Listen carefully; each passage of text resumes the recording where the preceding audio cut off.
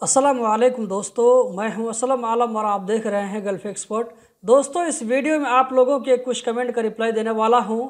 आप लोगों की तरफ से बहुत ज़्यादा सवाल आते हैं, उनमें से मैं कुछ सवालों का जवाब देने वाला हूं, तो वीडियो को लास्ट तक ज़रूर देखें।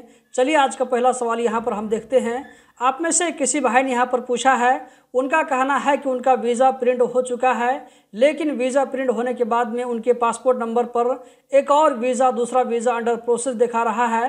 तो यहाँ पर उस भाई को क्या करना चाहिए, वो क्या कर सकते हैं? इस भाई को मैं कहना चाहूँगा कि आपका जो दूसरा वीज़ा इशू हुआ है, इस वीज़ा को आप कैंसिल करा दीजिए। आपका जो दूसरा वीज़ा निकला है, इस बात से बहुत ज़्यादा चांस बढ़ गया है कि दोनों जो आपका वीज़ा है, दोनों वीज़ा में कुछ न कुछ इन्फॉर्मेशन गलत हुआ होगा। जैसे कि पासपोर्ट नंबर गलत हो गया होगा, इसी तरह पासपोर्ट का एक्सपायरी डेट गलत हो गया होगा, या ये कि डेट ऑफ बर्थ में कुछ गलती हो गई होगी, जिसकी वजह से आपका जो है दो वीज़ा इशू हो गया है।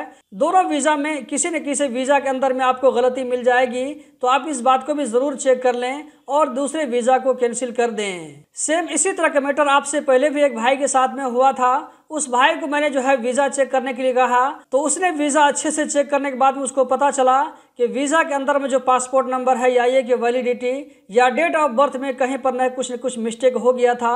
इस तरह की मिस्टेक हो जाने की वजह से दूसरा वीज़ा इशू होता है। आज के अगले सवाल में आप में से किसी भाई ने यहाँ पर पूछा है, इनका कहना है कि वह भी कतर में है और अपना पासपोर्ट रिन्यूअल करवाना चाहते हैं। तो ये पूछना चाह रहे हैं कि पासपोर्ट रिन्यू करने के लिए कितना फीस लगेगा।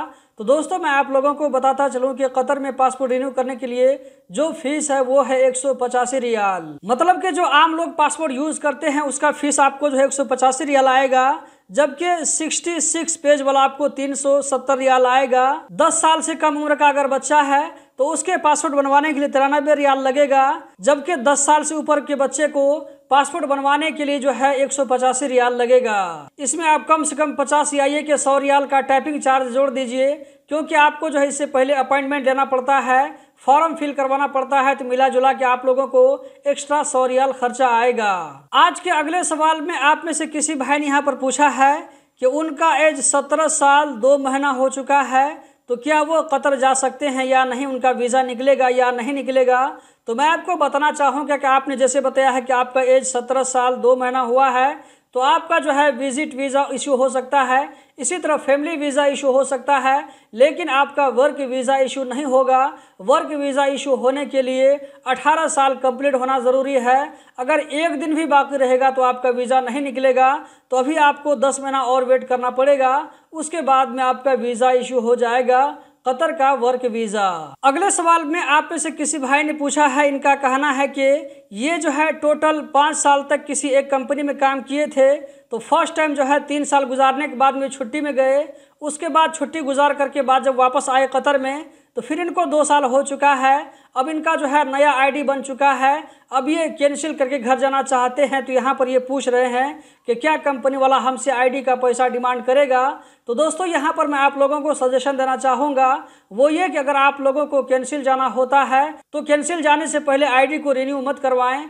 आपके आईडी रिन्यू करने के बाद में अगर आप कैंसिल जाने के लिए कंपनी वाले से डिमांड करते हैं, तो कंपनी वाले यहाँ पर जो है उसको कंफ्यूज हो जाता है। तो यहाँ पर कंपनी वाले को एक हिसाब से टेंशन हो जाता है कि हाल फिलहाल उसने 1220 रियाल खर्चा करके आपका इकामा बनवाया है और आप उस इकामा को कैंसिल करके जाना चाहते हैं। इस तरह जो है आपके बीच में और कंपनी के बीच में एक टेंशन वाली बात हो जाती है। तो हमेशा इस बात का ख्याल रखें कि अगर आपको कैंसिल जाना हो तो अपना इकामा रिन्यू मत करवाएं।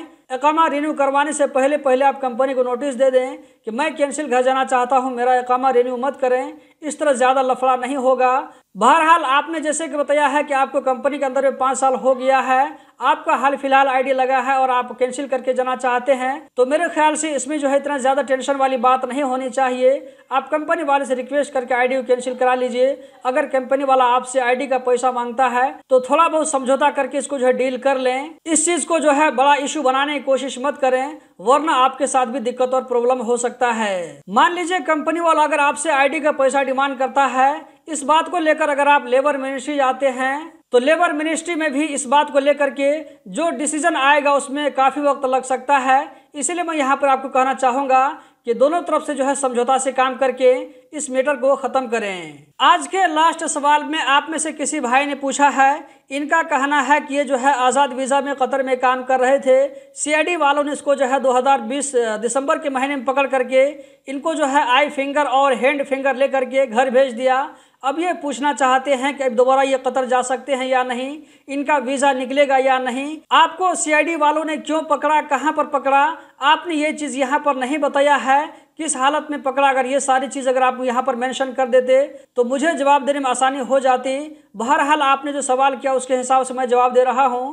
वो ये कि आपने जैसे बताया है कि अगर आपके खिलाफ कुछ भी कंप्लेंट नहीं है, कंपनी वाले ने अगर आपके खिलाफ में ब्लॉक हरूफ नहीं लगाया होगा, तो उम्मीद है कि आपका वीज़ा जो है 3-4 साल के बाद में निकल सकता है। लेकिन अगर आपके खिलाफ ब्लॉक हरूफ लग चुका होगा, जैसे कि मान लीजिए कि आपकी कंपनी ने आपके खिलाफ ब्लॉक हरूफ लगा दिया होगा, इस हालत में सीआईडी वाले ने पकड़ करके आपका फिंगर लेकर के अगर आपको घर भेज दिया, तो इस सूरत में क्या है कि आपका वीज़ा कभी भी कतर में नहीं निकलेगा। यहाँ पर मैं आपको एक सजेशन देना चाहता हूँ, वो ये कि आप अपना आईडी नंबर किसी दोस्त के ज़रिए या किसी रिलेटिव के ज़रिए सीआईडी में जाकर के चेक करवा लीजिए। ये सबसे ज़्यादा आपके लिए बेहतर रहेगा।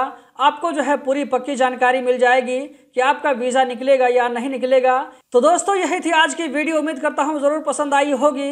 इस वीडियो को लाइक करके आगे ज़रूर शेयर करें। इस वीडियो को देखने का बहुत बहुत शुक्रिया।